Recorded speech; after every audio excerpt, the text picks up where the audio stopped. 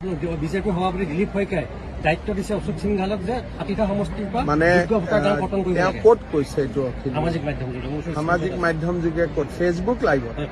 তো ফেচবুক লাইভটো অখিল গগৈ চাই ভাল লাগে আৰু সেইটো তেওঁ আমাক এনজয় কৰিবৰ কাৰণে কয়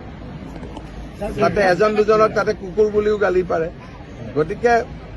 কালি এইটো মই চাইছো আৰু মই অখিল গগৈৰ ফেচবুক সদায় ৰাতি চাওঁৱেই আৰু সেইটো কোনো চিৰিয়াছ কথাৰ কাৰণে তেওঁ নিদিয়ে